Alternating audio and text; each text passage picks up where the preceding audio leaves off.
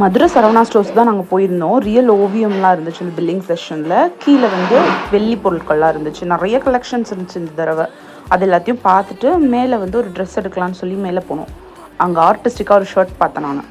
இங்கே என்னென்னா rack wise வந்து தோடெல்லாம் பிரித்து வச்சுருக்காங்க. இவ்வளோ கிளச் கிளிப் இருந்துச்சு. எல்லாமே ஒரே இடத்துல குமிஞ்சு கிடக்கிற மாதிரி எனக்கு ஒரு ஃபீலாக இருந்துச்சு.